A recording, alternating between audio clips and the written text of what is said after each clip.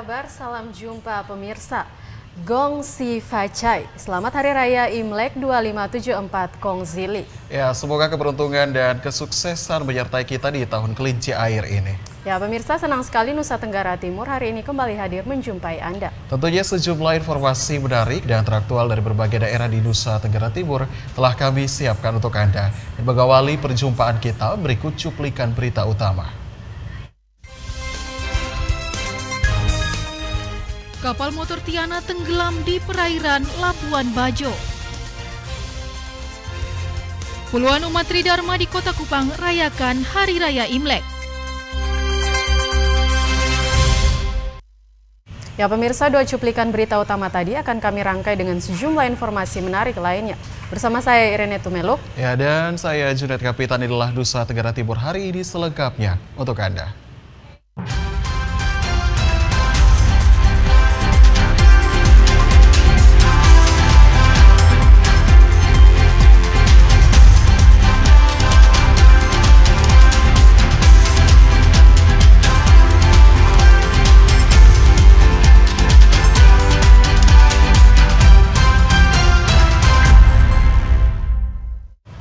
Ya pemirsa, kita awali berita hari ini.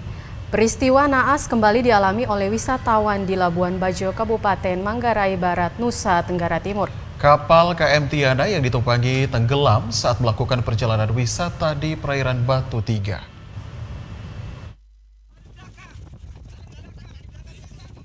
Inilah detik-detik saat kapal KM Tiana tenggelam di perairan Labuan Bajo, Desa Batu Tiga pada Sabtu sore. Dalam video ini nampak para anak buah kapal sedang berusaha menyelamatkan para wisatawan. Kapal ini tenggelam saat hendak melakukan perjalanan wisata di hari kedua. Namun naas, saat di perairan Batu Tiga, kapal mengalami kemiringan yang diduga akibat gelombang tinggi. Sebanyak 14 wisatawan yang terdiri dari wisatawan asing dan domestik berhasil dievakuasi yang dibantu oleh tim SAR gabungan. Proses evakuasi berlangsung hingga malam hari. 2 orang wisatawan mengalami luka berat pada kaki dan dilarikan ke Rumah Sakit Siloam, Labuan Bajo. Di Batu Tiga, tiba-tiba angin kencang, akhirnya terbalik. Terus ada kapal Ektas sama kapal nelayan lainnya dan wisata lainnya menolong. Akhirnya dalam kejadian ini tidak ada korban jiwa. Kita dapat terima laporan jam 15.10 ya Reb ya? 15.10. Terima laporan, itu pun di grup maritim. Kalau untuk kondisi kapal saat ini tenggelam atau bagaimana Pak? Tenggelam, sekarang ada di pinggir di Tanjung. Dari Kabupaten Manggarai Barat, Alexandro Hatol, TVRI NTT. Ya pemirsa, wisatawan penumpang kapal KM Tiana yang tenggelam di perairan Batu Tiga kecewa karena kapal yang ditumpangi sebelumnya pernah tenggelam di perairan Taman Nasional Komodo. Wisatawan juga kecewa karena kapal KM Tiana bukan kapal yang dipesan untuk aktivitas wisata.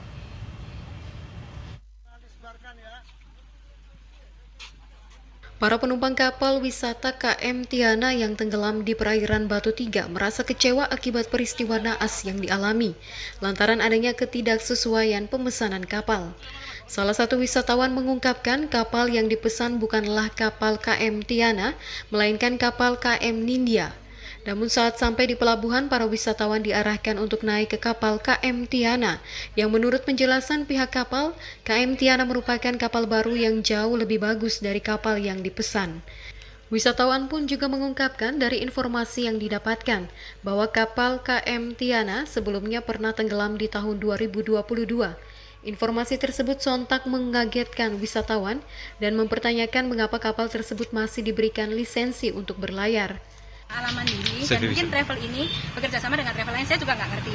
Terus mereka janjinya mau ngasih saya kapal, itu namanya kapal Nadia, karena saya punya kapal Nadia namanya. Tapi setelah sampai di Pelabuhan Bajo, dilepas saya diantar ke kapal yang bukan yang saya pesan, yaitu kapal namanya kapal Tiana. Kapal Tiana ini saya kaget sekali karena kapalnya ini nggak sesuai sama yang saya order. Saya protes dong, kenapa? Terus ada beberapa orang luar negeri juga yang waktu datang ternyata mereka juga pesannya nggak sesuai. Mereka pesan kapal lain tapi ditaruh kapal Tiana. Dari informasi yang didapatkan, kapal KM Tiana sebelumnya pernah tenggelam pada bulan Juni 2022 lalu, dan saat ini kapal tersebut masih merupakan barang bukti yang diamankan pihak kepolisian Polres Kabupaten Manggarai Barat. Namun Kepala Syahbandar Labuan Bajo, Hasan Sadili, saat dihubungi mengatakan, kapal tersebut diizinkan berlayar karena sudah dilakukan uji kelayakan usai dilakukan perbaikan. Dan pihaknya pun telah menerima surat tertulis dari pihak kepolisian untuk kapal tersebut dapat melakukan aktivitas pelayaran. Dari Kabupaten Manggarai Barat, Alexandro Hatol, TVRI NTT. Kita ke informasi lain, pemirsa. Pemerintah Kabupaten Nagekeo melalui Dinas Peternakan menghimbau kepada masyarakat untuk waspada terhadap serangan virus ASF pada ternak babi. Pasalnya ribuan ternak babi di beberapa kabupaten di Pulau Flores mati akibat serangan virus tersebut. Wabah demam babi Afrika atau ASF kembali mengancam keselamatan ternak babi di Provinsi Nusa Tenggara Timur. Di Pulau Flores misalnya, ancaman virus ASF telah mengakibatkan matinya ribuan ternak babi di beberapa kabupaten tetangga. Mengatasi hal tersebut, Dinas Peternakan Kabupaten Nagekeo menghimbau kepada masyarakat untuk waspada terhadap serangan virus ASF gelombang kedua saat ini. Di Kabupaten Nagekeo masih berada pada daerah zona aman terserangnya virus ASF. Namun demikian, masyarakat harus tetap waspada dan melakukan pengawasan bersama terhadap transportasi ternak antar daerah. Agar terhindar dari serangan ASF, Dinas Peternakan menghimbau kepada masyarakat agar melakukan pemeliharaan ternak babi dengan baik dan benar, yakni menjaga sanitasi kandang dan pemberian makanan yang baik. ASF sendiri di Pulau Flores termasuk di Nagekeo ini sudah endemis. Ya, sudah dianggap endemis karena dia ada, tetapi sudah ada beberapa babi yang sudah memiliki kekebalan. Jadi untuk penanganan ASF di Kabupaten Nagekeo selama ini dari dinas sudah melakukan KIE sehingga masyarakat peternak kita khusus babi itu dapat edukasi yang benar tentang bagaimana menangani ASF. Kabupaten Nagekeo menjadi salah satu endemik kasus virus ASF. Namun, tubuh babi telah mempunyai kekebalan alami terhadap ternak babi. Namun demikian, berbagai tindakan telah dilakukan demi mengantisipasi penyebaran ASF oleh Dinas Peternakan Kabupaten Nagekeo, antara lain edukasi kepada masyarakat dan kegiatan-kegiatan lainnya. Dari Kabupaten Nagekeo, Doni Moni, TVRI NTT. Ya pemirsa, pekerjaan swadaya antara perusahaan bongkar muat dan pekerja di Pelabuhan Laut Larantuka, Kabupaten Flores Timur yang dibiarkan rusak dan tidak diperhatikan selama ini, akhirnya diperbaiki secara swadaya demi kelancaran aktivitas pejalan kaki dan keluar masuknya kendaraan di pelabuhan ini.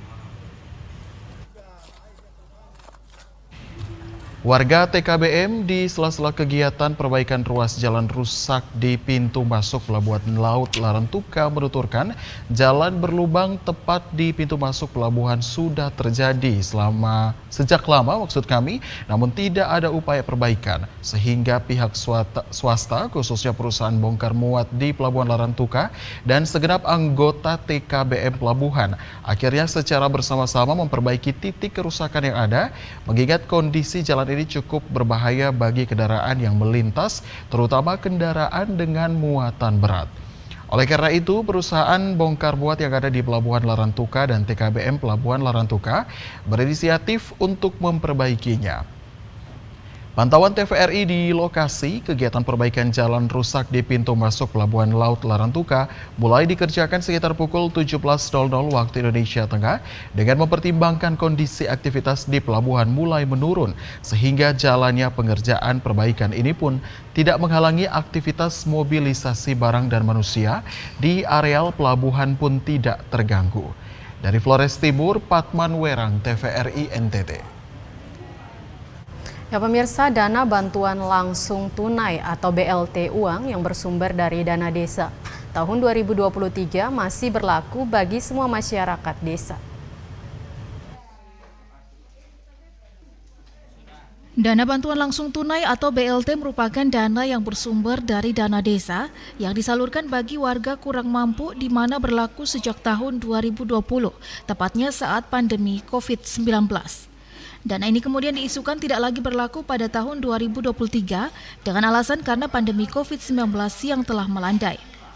Menepis hal tersebut, pemerintah Kabupaten Kupang melalui Kepala Dinas Pemberdayaan Masyarakat Desa atau PMD Charles Pani menegaskan, kendati belum ada petunjuk teknis dari Kementerian Desa, Pembangunan Daerah Tertinggal dan Transmigrasi atau PDTT, tetapi dipastikan dana BLT masih berlaku. Sementara total dana BLT yang diterima setiap bulan apakah masih berlaku Rp300.000 atau naik, itu masih menunggu juknis.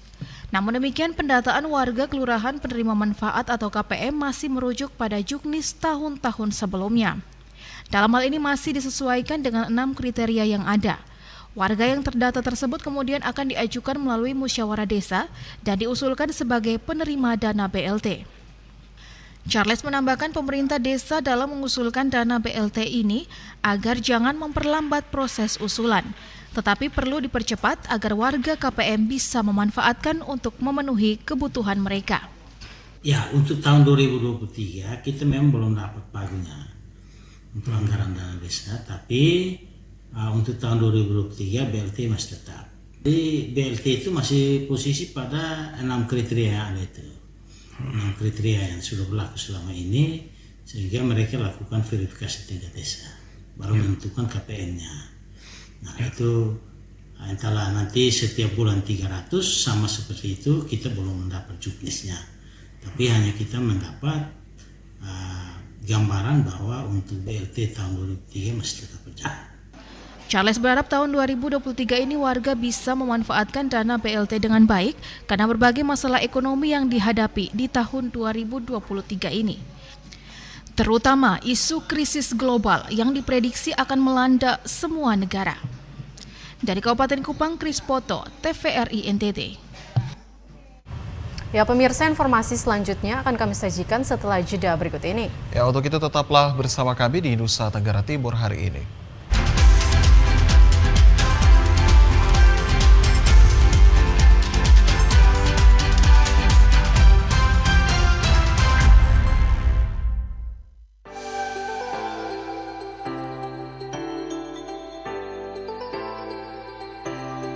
Halo Sobat Digital, gak enak kan kalau kamu nonton TV gambarnya masih bersemut seperti ini?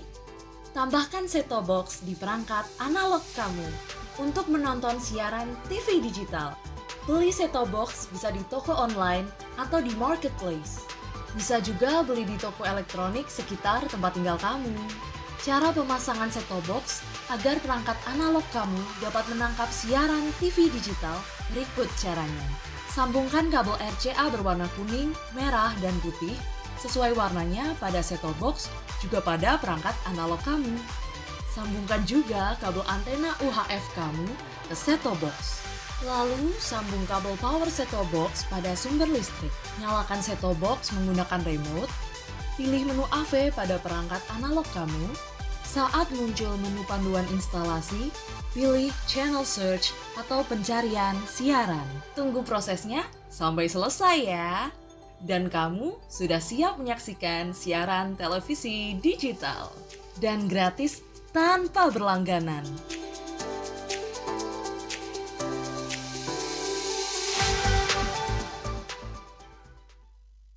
Halo Sobat Digital, di daerahmu sudah ada sinyal TV digital belum? Ini cara mengetahui jangkauan siaran TV digital di daerah kamu.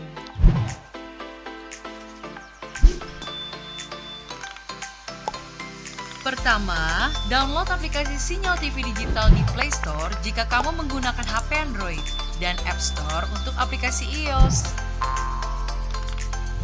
Kedua, pilih aplikasi Play Store atau App Store di smartphone kamu. Ketiga, ketik di area pencarian aplikasi Sinyal TV Digital. Keempat, install aplikasi Sinyal TV Digital di smartphone kamu. Kelima, buka aplikasi Sinyal TV Digital kamu. Kamu bisa mencari semua informasi sinyal televisi digital di aplikasi ini. Ketik daerah kamu di area pencarian, otomatis aplikasi ini memberikan informasi apakah sudah ada sinyal siaran televisi digital di daerah kamu. Di aplikasi ini, kamu akan mendapatkan informasi mengenai pemancar siaran digital, konten siaran digital, dan kekuatan sinyal digital di daerah kamu. Selamat mencoba Sobat Digital!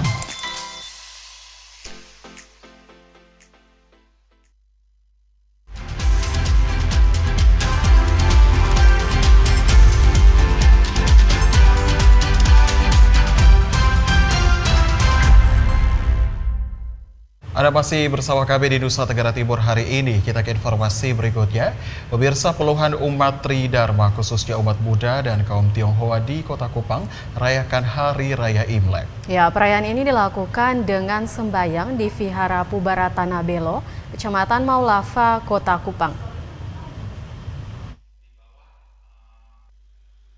Hari ini Minggu 22 Januari 2023 dirayakan oleh kaum Tionghoa sebagai Hari Raya Imlek atau Tahun Baru Cina 2574 Kongzili.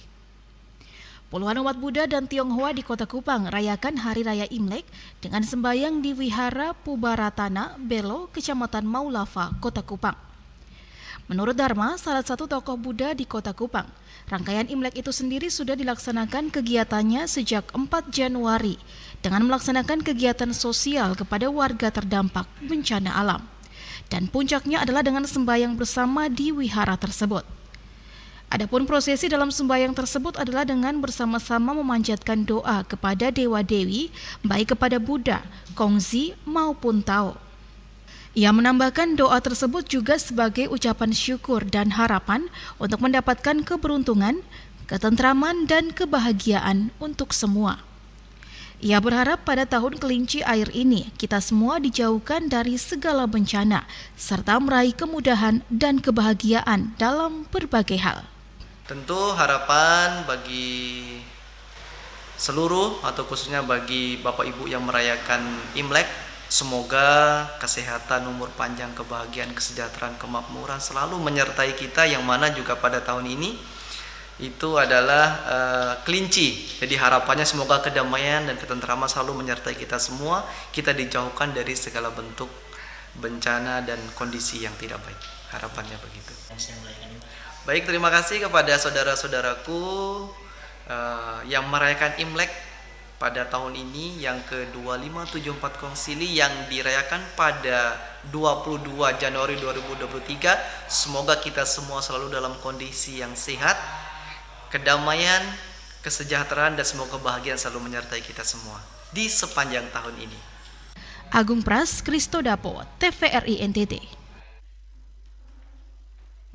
Ya pemirsa, lahir dari keluarga sederhana memungkinkan anak jenius Caesar Archangels Hendrik Meo Nunai atau Nono yang selalu disuguhkan makanan dengan lauk kelor oleh sang ibunda. Bahkan sayur kelor ini menjadi favorit Nono sebagai sayuran juga pengganti susu formula. Sayur kelor atau marungga bagi masyarakat yang hidup di pedesaan di Nusa Tenggara Timur bukanlah menjadi sayuran yang baru. Keterbatasan ekonomi memungkinkan masyarakat untuk menjadikan kelor sebagai sayuran utama. Karena selain tidak memiliki uang untuk membeli jenis sayuran yang lain, tetapi juga karena kelor merupakan tanaman pekarangan dan kebun yang ditanam oleh masyarakat Nusa Tenggara Timur. Hal ini juga terjadi dengan keluarga si anak jenius Caesar Archangels Hendrik Meo Nunai atau Nono.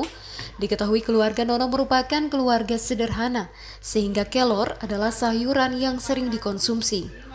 Nono ini kemudian disebut sebagai anak jenius karena merupakan satu-satunya siswa asal Indonesia yang mampu meraih peringkat pertama pada kompetisi matematika dan sampoa tingkat dunia yang diselenggarakan oleh International Ambiguous Brain Gym atau ABG dan berhasil mengalahkan 7.000 peserta lainnya dari seluruh dunia.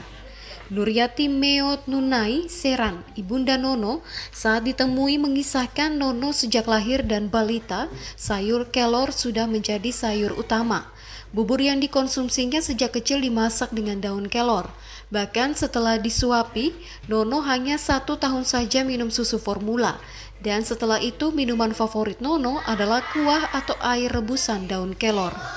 Tapi jujur, saya sampai Pak Vito baru saya kaget dengan kita bilang marungga ya. Kita di sini kan sayur yang tiap hari kita lihat ini marungga toh. Jadi mereka kecil ini biasanya saya konsumsi marungga di bubur. Jadi marungga ini sudah kebiasaan atau kemana atau bagaimana saya juga kurang paham setelah kau pikir kasih tahu tuh sekali. Ya, tapi kebanyakan memang makan marungga kan. Lingkungan semua lihat ini marungga semua. Dia sayur yang gampang kita cari, gampang kita konsumsi, kita masak, mau campur demi juga jadi, bikin sayur bening juga jadi sudah jadi kebiasaan. Ia menambahkan selain kalori yang dikonsumsi, Nono merupakan anak yang sangat taat beribadah dan belajar. Setiap pagi subuh, ia sudah bangun kemudian berdoa dan membaca firman Tuhan. Setelah itu dilanjutkan dengan belajar dan mengerjakan soal, kemudian mandi dan pergi ke sekolah. Dari Kabupaten Kupang, Kris Poto, TVRI NTT. Pemirsa, relawan komunitas Taman Daun berhasil membedah rumah milik Siti Jindang, seorang perempuan kepala keluarga di Desa Waijarang, Kabupaten Lembata. Isak tangis haru mewarnai prosesi mengantar Siti Jindang ke rumah barunya ini. Beginilah suasana prosesi penghantar Siti Jindang dan 7 orang anaknya masuk ke dalam rumah baru yang dibangun relawan komunitas Taman Daun. Perempuan kepala keluarga ini bersama anak-anaknya diarak relawan komunitas Taman Daun menggunakan perahu kecil dari Pelabuhan Hukung menuju Pantai Waijarang pada hari Kamis 19 Januari 2023. Sementara itu ratusan warga desa Waijarang yang telah menunggu di pinggir pantai tampak terharu dan bahagia melihat Siti Jindang bisa tinggal di rumah layak huni. Rumah Siti sebelumnya tidak layak huni dan menjadi sasaran gelombang pasang yang melanda daerah ini pada akhir Desember 2022 lalu. Setelah melakukan koordinasi bersama Kepala Desa Waijarang, Anwar Tokan, Koordinator Relawan Taman Daun, John Batafor, bersama relawan dan warga setempat berhasil membangun rumah untuk Siti. Anwar mengungkapkan gotong royong menjadi kekuatan utama relawan Taman Daun bersama warga berhasil membangun rumah sederhana layak huni. Menyampaikan terima kasih banyak kepada seluruh warga masyarakat Waijarang, terkhususnya RT 8. Karena mulai dari proses awal sampai dengan hari ini semua tetap kompak, tetap bersama-sama bergandengan tangan, kita sama-sama bekerja sampai dengan hari ini Mama Jindang bisa masuk dan bisa menghuni rumah ini. Karena tujuan dari Taman Daun adalah bagaimana membangkit kembali semangat gotong royong atau kita biasa bilang semangat gemohing. Momen mengantar Siti ke rumah barunya ini juga melibatkan anak-anak peserta kelas bahasa Inggris Taman Daun. Koordinator Umum Taman Daun John Batafor menjelaskan, anak-anak sengaja dilibatkan dalam kegiatan ini untuk menumbuhkan rasa peduli, peka, dan jujur sejak usia dini.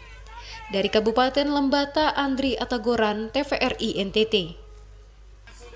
Pemirsa, pengetahuan seputar dunia bisnis perlu digali terutama bagi para petani yang baru memulai usaha. Namun, minimnya pengetahuan tersebut, terutama prinsip ekonomi dan dinamika pasar, menjadi kelemahan yang ditemui hampir di setiap petani.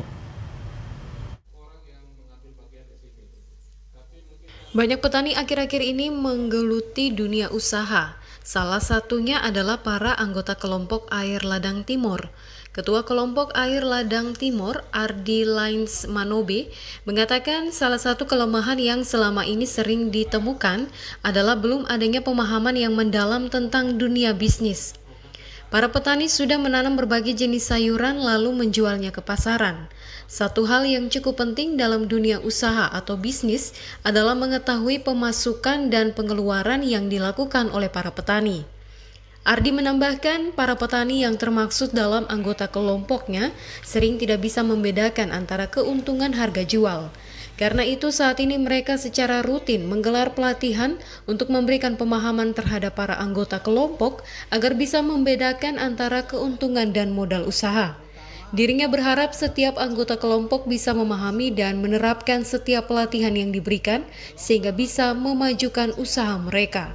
Kalau sesuai dengan tema meningkatkan ekonomi masyarakat, Berarti dengan adanya air harus meningkatkan ekonomi masyarakat, seperti bertani, lalu menjual lahan pertanian, hasil pertaniannya itu, dan untuk meningkatkan ekonominya.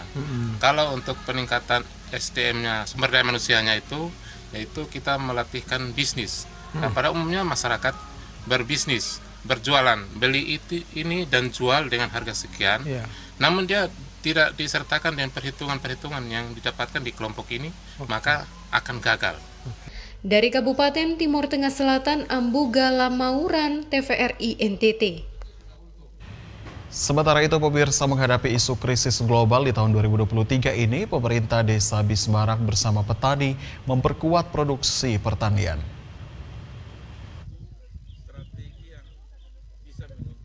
Bukan lagi menjadi rahasia umum bahwa ekonomi dunia di tahun 2023 ini akan mengalami resesi global. Tentunya krisis ini akan menjadi kekhawatiran bagi masyarakat sehingga harus mempersiapkan banyak hal agar bisa menghadapi hal tersebut. Seperti di Desa Bismara, Kecamatan Nekamese misalnya, menghadapi isu krisis global di tahun 2023 ini, pemerintah Desa Bismarak mendorong para petani untuk memperkuat produksi pertanian. Penguatan pertanian ini dilakukan secara bersama-sama dengan melibatkan berbagai stakeholder lainnya. Kepala Desa Bismarak Petrus Timate mengatakan Desa Bismarak merupakan desa yang memiliki potensi pertanian hortikultura di mana selama ini menopang beberapa pasar di Kota Kupang. Untuk itu, dalam menghadapi isu krisis ekonomi global, pemerintah desa mendorong semua kelompok tani untuk meningkatkan pertanian hortikultura mereka dan didorong untuk menopang kebutuhan produksi pertanian di Kota Kupang.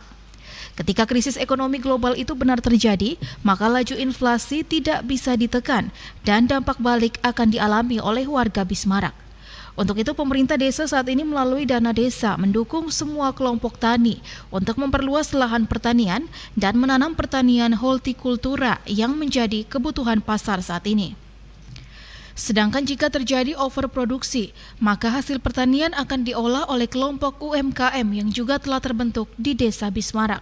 Bahwa mulai saat ini masyarakat bekerja keras bagaimana menyiapkan pangan bagi kebutuhan hidup masyarakat.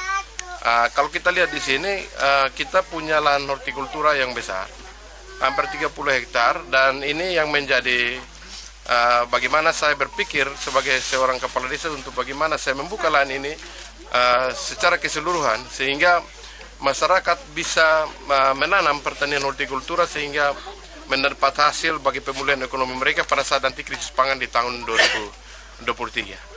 Ia berharap dengan upaya penguatan produksi pertanian tersebut, pangan Desa Bismarak akan menjadi kuat, sehingga bisa menopang daerah lain untuk menekan laju inflasi.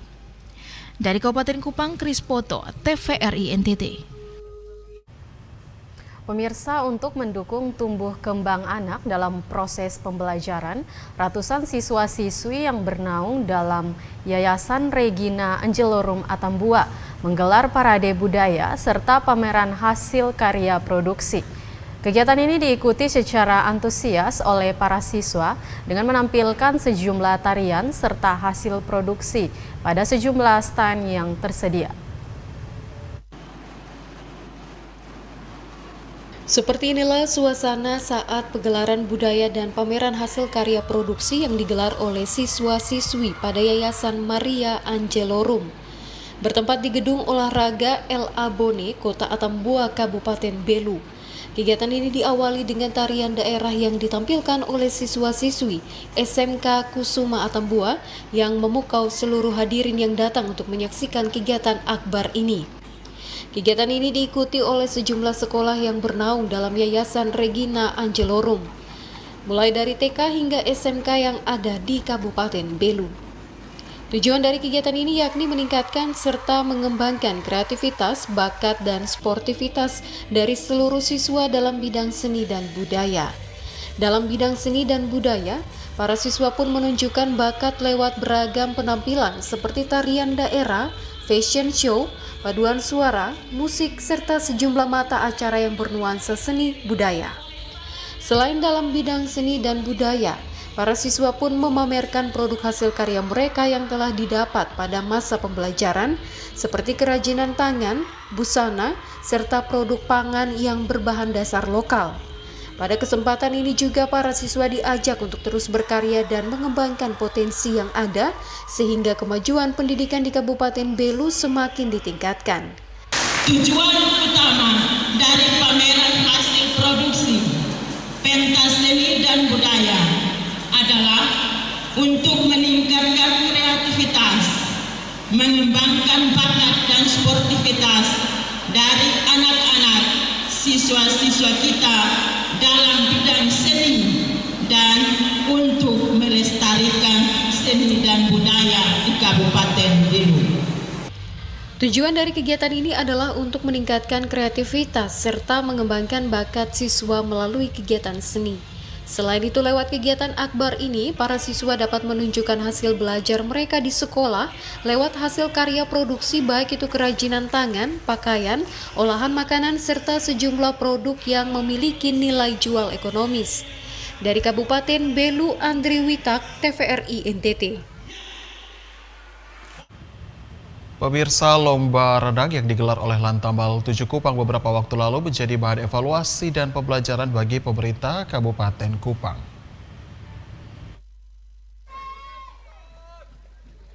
Olahraga renang dan selam yang digelar oleh Lantamal 7 Kupang dalam rangka memperingati Hari Dharma Samudra ke-61 tahun 2023 menuai pujian dari berbagai pihak, salah satunya dari pemerintah Kabupaten Kupang.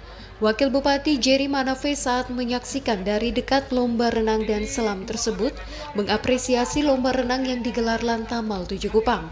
Ia mengatakan lomba renang dan selam tersebut selain merupakan ajang olahraga bahari, yakni olahraga renang dan selam, tetapi juga menjadi ajang promosi pariwisata di Nusa Tenggara Timur, terutama Kabupaten Kupang.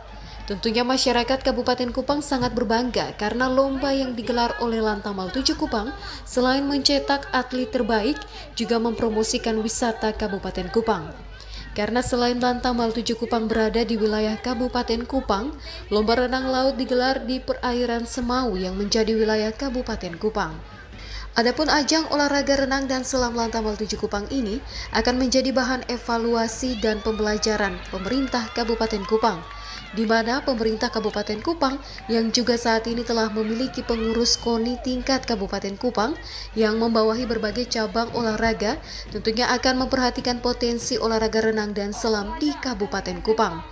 Terkait hal tersebut, pemerintah Kabupaten Kupang juga akan membangun kerjasama dengan Lantamal 7 Kupang untuk mendorong olahraga renang dan selam tersebut.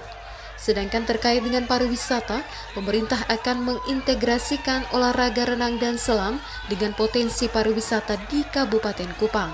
Dengan adanya sarana prasarana ini betul-betul Kabupaten Kupang dihidupkan kembali dan juga ini banyak membantu masyarakat, di mana masyarakat sekitar sini dan masyarakat Kabupaten Kupang juga, saya lihat ini lomba ini bukan saja TNI tapi TNI, Polri, mahasiswa dan masyarakat.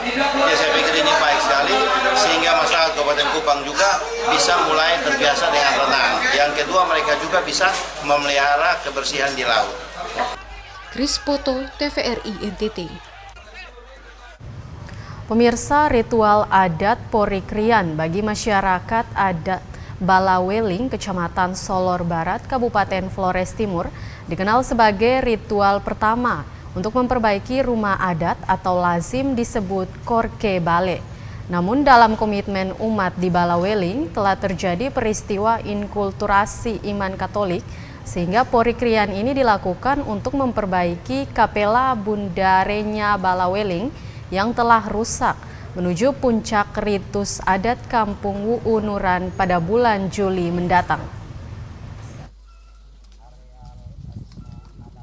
Prosesi ritual adat Porikrian menurut Crispinus Niron kepada TVRI menjelaskan, Porikrian dalam konteks budaya masyarakat adat Balaweling sebagai ritual menghidupkan api pertama, pertanda masyarakat adat mulai memasuki masa pantang memakan hasil kebun baru, dan pantangan ini mulai dilaksanakan saat ini dan akan berakhir pada bulan April atau Mei nanti. Ia menambahkan dalam masa pantang tersebut, para penguasa Lewo atau Koten, Kelen, Hurit, Maran, dan segenap masyarakatnya mulai melakukan kegiatan perbaikan rumah adat Korke Bale melalui prosesi kibar bendera Lewo dan prosesi Nake Dolu atau peralatan tukang adat dari rumah adat menuju kampung lama yang kini lebih dikenal sebagai Kampung Kapela Bunda Renya Balaweling. Dalam tahapan dan prosesi Porik Rian tersebut, sebagai tahapan ritus pembuka menuju puncak adat Wu'un Nura bagi masyarakat adat Balaweling yang sedianya akan dilaksanakan pada bulan Juli 2023 mendatang yang dihadiri segenap masyarakat adat Balaweling. Dan ritual yang sebentar dilaksanakan itu istilah di sini awal itu oleh Duli Muda, suku Muda Trasunawa akan istilahnya memakai pakaian ke gedang lewong. Jadi istilah batak gedang. Jadi gedang adat itu dibuka yang lama, diperbaiki, dipakaikan yang baru, kulit kambing yang baru. Nah, sebentar lewat pemotongan hewan kurban, hewan kambing untuk diambil kulitnya lalu dibuat apa? Nah, ditempel di gendangnya itu baru dibuat dibunyikan. Wu'un Nura atau pesta adat cukuran panen bagi masyarakat adat Balaweling Solor ini dilaksanakan setiap 5 tahun sekali sebagai momen syukur atas panen yang diperoleh. Sekaligus pererat tali persaudaraan masyarakat adat Lewo Bala Lama Haruk, Tanah Haruk Lama Dike. Kegiatan ini pun dihadiri oleh pejabat Bupati Flores Timur Alexander Doris Rihi dan pewaris Kerajaan Larantuka Don Andreas Martinus, DVG. Dari Flores Timur, Patman Werang, TVRI NTT.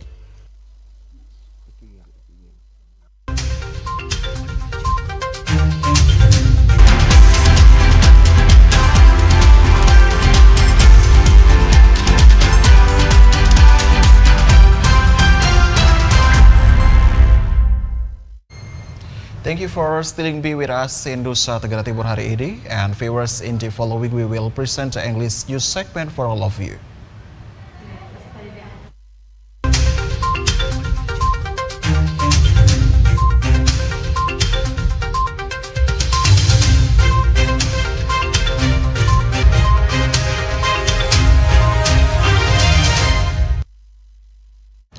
Viewers, Chinese New Year or Imlek is a moment of celebration full of meaning.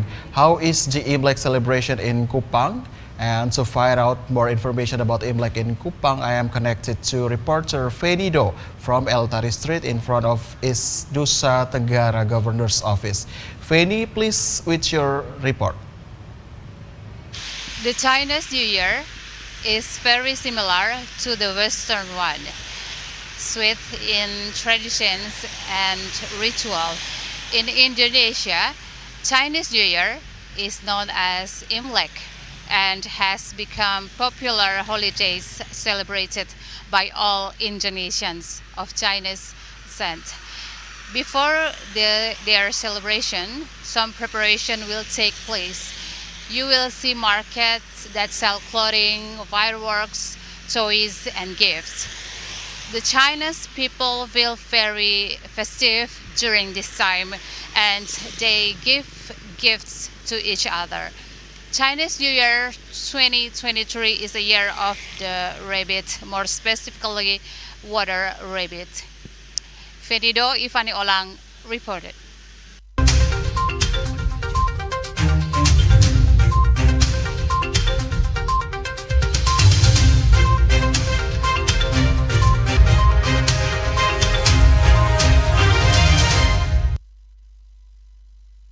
Ya, pemirsa, berikutnya akan kami hadirkan beberapa informasi selama sepekan yang telah kami rangkum dalam Berita Sepekan.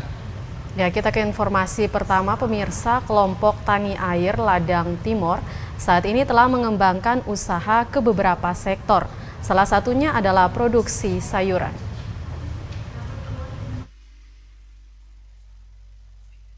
Warga desa Nusa yang masuk dalam anggota kelompok Tani Air Ladang Timor saat ini mampu mengembangkan usaha sayur-sayuran dan ikan lele. Usaha tersebut bisa berjalan dengan sangat baik karena sebelumnya mereka telah mendapatkan bantuan sumur bor dari Yayasan Pelita Kehidupan Masyarakat atau YPKM. Ketua Kelompok Air Ladang Timur, Ardi Lines Manobe mengatakan, selama ini berbagai usaha dan rencana mereka terkendala karena ketiadaan sumber air. Setelah mendapatkan bantuan sumur bor dari YPKM, mereka terus memikirkan untuk memanfaatkan sumur bor bantuan tersebut. Kini para anggota kelompok telah memanfaatkan sejumlah lahan untuk menanam sayuran, baik yang nantinya untuk konsumsi pribadi ataupun untuk dijual. Pembina kelompok Eximus Osiace mengatakan, saat ini warga desa Nusa telah mendapatkan bantuan dari berbagai pihak. Dirinya berharap agar warga tidak terlena dengan bantuan-bantuan tersebut, tetapi tetap berupaya untuk selalu mengembangkan diri dan usahanya. Orang Timur ini mempunyai visi yang sangat besar, yaitu visi masyarakat desa Nusa penuh dengan kelimpahan secara menyeluruh, dan misinya adalah peningkatan ekonomi masyarakat dan juga ini memberdayakan masyarakat, meningkatkan SDM masyarakat, sumber daya manusia melalui pelatihan-pelatihan. Jadi dari hati untuk membangun dan bukan program, tapi hati yang mau membangun, dan dari hati yang mau membangun akhirnya ketika ada program yang mendukung, juga ada dana yang mendukung, ada teman-teman, ada yayasan, ada orang banyak yang mau mendukung, maka akhirnya jadilah suatu pembangunan atau sesuatu yang lebih baik untuk masyarakat. Dari Kabupaten Timur Tengah Selatan, Ampugala Mawuran, TVRI NTT. Ya pemirsa, sejumlah bahan kebutuhan pokok mengalami kenaikan harga di Kota Atambua. Kenaikan harga bahan pokok ini diprediksi akan terus berlangsung karena faktor cuaca. Dalam sebulan terakhir, harga sejumlah bahan pokok di pasar tradisional terus naik. Di pasar tradisional Atambua, harga bawang dan cabai terus naik secara bertahap hingga saat ini. Hal inilah yang terjadi pada sejumlah pedagang di Pasar Baru Kota Atambua, Kabupaten Belu. Harga bawang merah yang biasanya dijual Rp25.000 per kilogram, kini naik menjadi Rp30.000 per kilogram. Sementara harga bawang putih kini dijual Rp40.000 per kilogram dari harga sebelumnya Rp30.000. Salah satu penyebab kenaikan harga ini yakni faktor cuaca, di mana saat ini memasuki musim penghujan. Sejumlah pedagang mengaku kenaikan harga ini disebabkan distributor dari Surabaya sudah menaikkan harga jual bawang merah dan putih. 35. Itu bawang apa, Mang? Bawang merah. Bawang merah. Kalau bawang putih? Bawang putih harga biasa 30. Dia kalau harga sebelumnya berapa itu? Sama, dia dari Oto kita hanya dapat 1.000 itu saja. Tapi sekarang lagi naik ya, Mang? Atau lagi naik? Sampai 130.000 per karung. Kalau tidak sampai 20 kilo. Oh. Kalau sebelumnya itu berapa itu? Dia sebelumnya itu 300. Sementara itu kenaikan pun terjadi pada komoditi cabai. Seperti yang dijual oleh pedagang, harga cabai kecil saat ini naik tajam menjadi Rp60.000 per kilogram. Sebelumnya, harga cabai normal dijual dengan harga Rp30.000 per kilogram. Faktor cuaca pun menjadi penyebab utama dari kenaikan harga cabai di pasaran, sama halnya dengan komoditi bawang merah dan putih. Pedagang cabai mengaku sekalipun harga cabai mengalami kenaikan, namun tetap dibeli karena permintaan pasaran yang cukup tinggi di Kota Atambua. Para pedagang memprediksi harga akan terus naik bila musim hujan masih terus terjadi. Dia kalau sebelum Desember itu dia harga berapa ya, Bapak? Harga 60 ya, Bapak? Kalau untuk cabai merah besar nih, Bapak, dia per kilo berapa sekarang? Dia 50. Dia 50. Dari Kabupaten Belu, Andri Witak, TVRI NTT. Sementara itu pemirsa, sebagai upaya membantu masyarakat pasca badai ekstrem dan angin kencang yang melanda masyarakat Kabupaten Flores Timur, pemerintah daerah melalui Dinas Sosial mulai menyalurkan 21,1 ton beras tanggap darurat yang bekerja sama dengan pihak Perum Bulog Larantuka kepada 947 kepala keluarga yang terdampak langsung.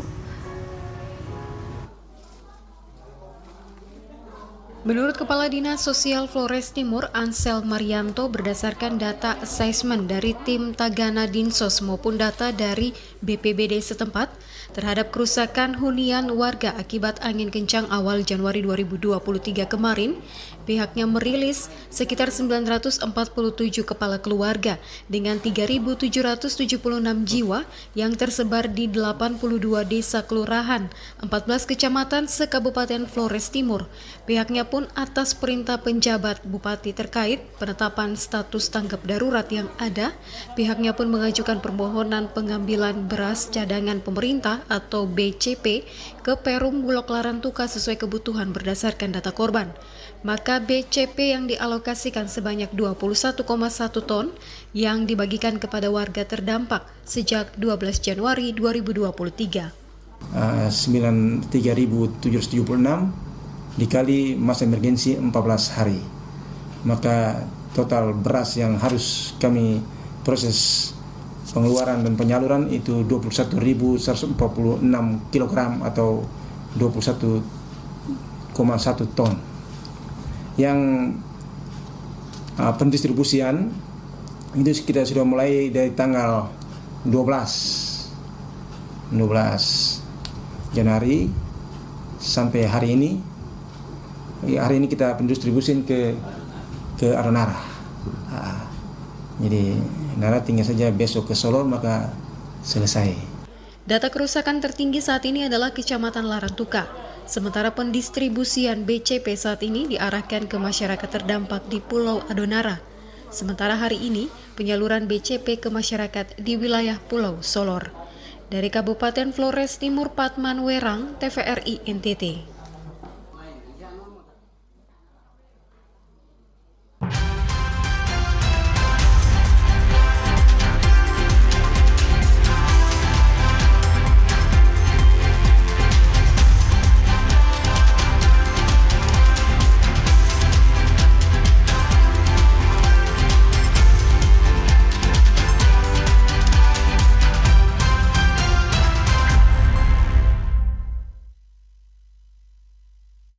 Ya pemirsa, informasi tadi sekaligus mengakhiri perjumpaan kita hari ini.